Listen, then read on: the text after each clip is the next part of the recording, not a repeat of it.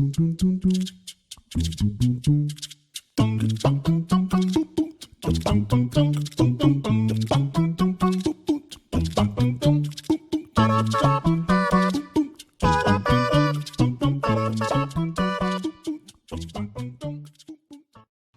desire that you are not contradicting with belief feels really good, doesn't it? But a desire that you don't believe, a desire that you doubt, not so much fun, is it? So the key is for you to figure out some way to believe in your own desire.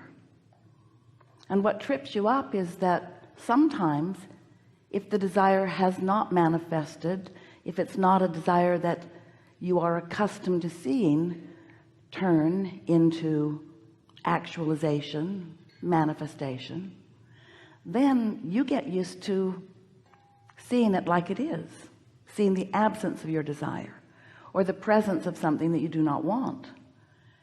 And most do not realize that as they focus upon what is, they continue to practice the vibration of what is, which makes it difficult for what is to change.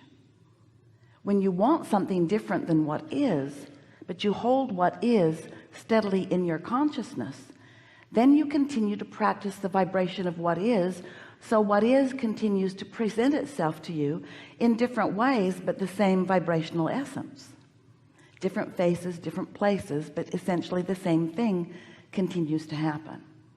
So the key to being a deliberate creator is to find some way to distract yourself from what is while you focus upon what you prefer. It's like telling a new story, or even telling no story. Just do not continue to tell the same story if what the story is about is not pleasing to you.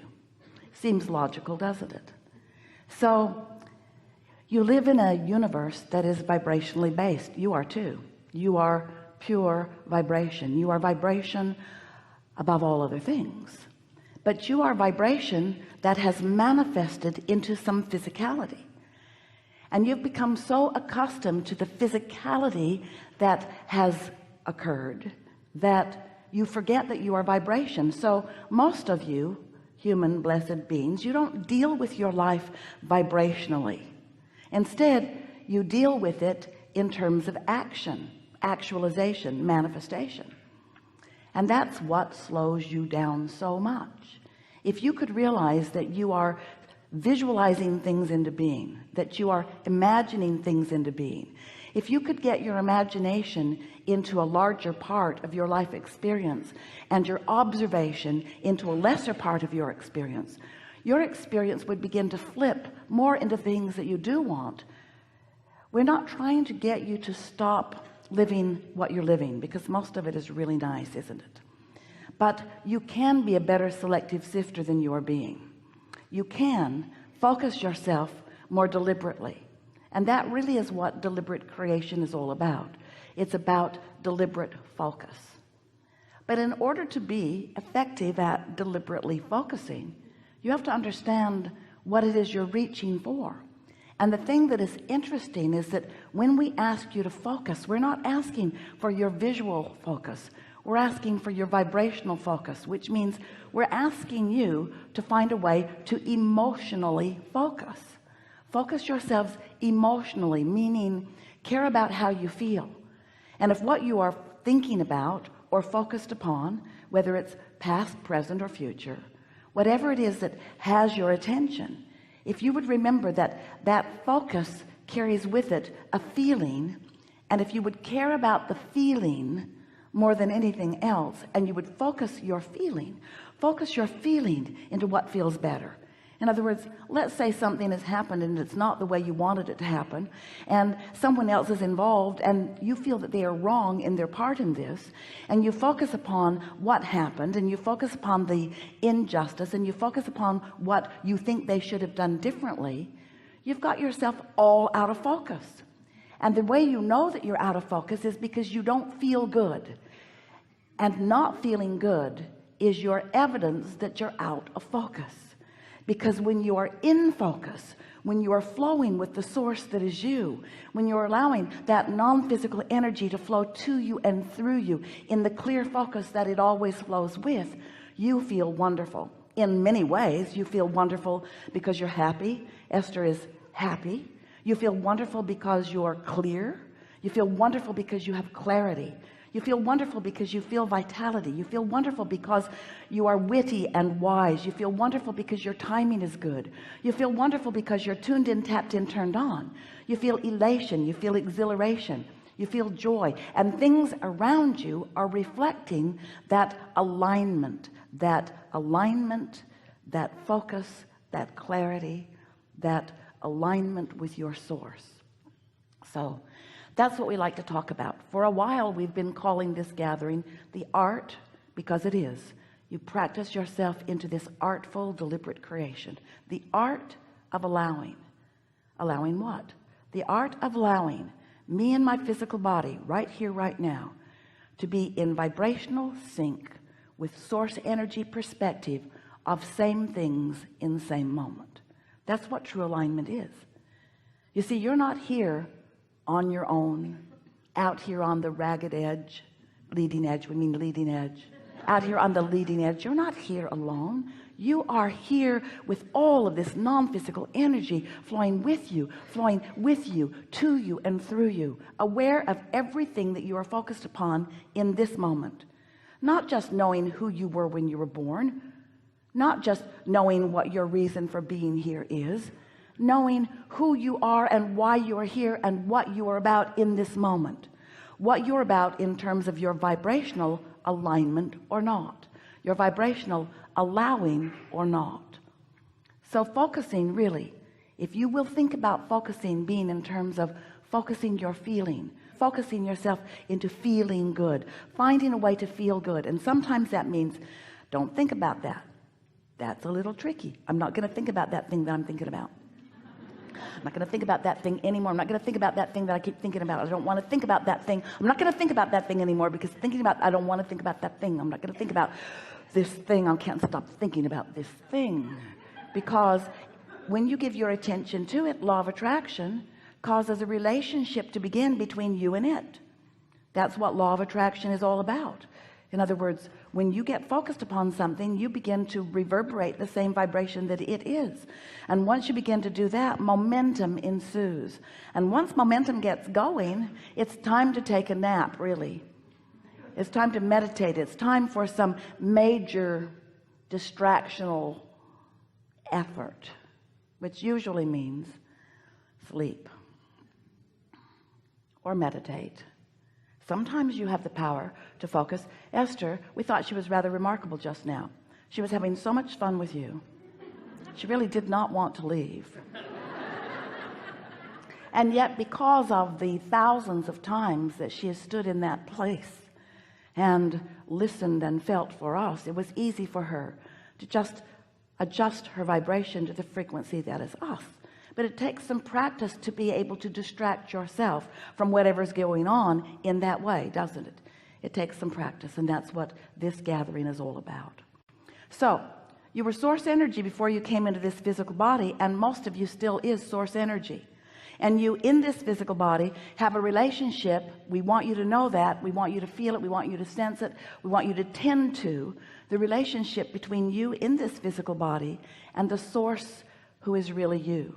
The source who is you, present with you, aware of you, and thinking about what you're thinking about. So when source thinks about what you're thinking about and you feel negative emotion about it, that means you're thinking about it in an opposing way to the way source is thinking about it. Source is looking for the advantage. Source is seeing the well-being. Source is knowing the value of the contrast that you are living. But when you are pushing against the contrast, then you are not in vibrational sync with who you really are. So the creative process is really 3 simple steps that have morphed to 4 and now to 5. We'll talk about all of them. But it basically says that life will cause you to ask for more continually. And when you are in that phase where you are aware that something that you want is missing, so you are asking for the improvement in your life by wanting this amendment to your desires. That's what we are calling step one. And when you are in step one, that's usually when you're seeing a problem. It's usually when you are seeing contrast. It's usually when you're asking a strong question to which you do not know the answer. That's step one. Step one is an important step, but step one will trip you up because it's easy for you to take your humanness, your actualness, your actionness, and give your all to step one. You're looking around, I don't like that, I don't like that, and these are the reasons that I don't like this. I don't like it, I want it to be like that, but I don't like this. That's what step one is like. Step two is sources answering what you want. Now, if you're in step one, strongly in step one, asking for the improvement, asking, focused on the problem, focused on the question, then you're remaining in step one, even though step two has already taken place and what you have asked for has already come to be in a vibrational reality that we've been referring to as your vortex. It's a vibrational reality. Wrote a whole book about it. A vibrational reality where everything that you're asking for is already resolved and gathered and completed and done vibrationally. But then you say, you're wise, you're smart aleck too, you're wise, you say, all right, Abraham, we'll play your silly game. I've asked the question and I accept that it has been answered, but how do I get my money out of the vortex and into the bank? How do I get my lover to come home with me now? In other words, it's very fine, this vibrational reality that you have conjured, cooked up, or maybe even imagined, Abraham. But I want the reality. I'm not asking for the vibrational version. I'm asking for the real life, see it, smell it, hear it, taste it, touch it, lick its face version. I want the reality of it. I want it to manifest for me. And we say, that's step three. That's where you are so aware that step two has taken place. And you are proud of yourself for living step one and asking with such clarity that now you are in a place of relaxed expectation. You're in the receptive mode. You're in the mode where you are not tense and not worried. You're not struggling. You're not justifying and defending. You're not saying, I need it. You're not yearning for it. You've asked and you accept that it's given. And while you cannot see it yet, you know that it is coming. Step three is an attitude of faith. It's an attitude of expectation. It's an attitude of, I know I'll know it when I see it. It's an attitude of, I know it's coming. It's really a pleasant place to be. And it really is the place that you will reside most often, because life will never cause you to stop asking. And because you're going to continue to ask, you're going to continue to be in that place where you've asked for more than has manifest. So it is very good for you to get comfortable being in that mode of having asked for something that has not fully manifested, because that's the way life will eternally be for you. We love you so much, deal with it. When you get to that place where you just know that it's coming and you don't have to know all of the details, you'll let the universe yield it to you a little bit at a time. You'll allow yourself to be in the receptive mode where you're receiving. Life is so rich and delicious when you're living like that, because there is something new for you coming into your awareness moment by moment by moment. The receptive mode, that step three receiving mode, that allowing mode, that is the feeling of most blessedness. When you get into that mode, you can just feel the universe wrapping arms around you and providing avenues for each and every detail that is important to you to be fulfilled. It is such a delicious state of being. Step four is, you're so accustomed to hanging around in that step three mode that you've mastered it. You're no longer upset with contrast. Contrast doesn't upset you anymore. You know how to manage your vibration. Step four is really managing your vibration. It's living in this world of steps, understanding that all of the steps are necessary, and feeling happy. It's mastering. It's the mastery of the creative process. Now we're talking about step five. Step five is where you not only accept contrast as important to the equation, but you revel in the contrasting experience that causes you to focus. And now you've come full circle. Now you are on top of life. Now nothing bothers you because you know it's all for you. Nothing bothers you because you know you've attracted every bit of it. Nothing bothers you because you know it's the clarity that you've been seeking. Nothing bothers you because you know you have mastery of your own ability to focus.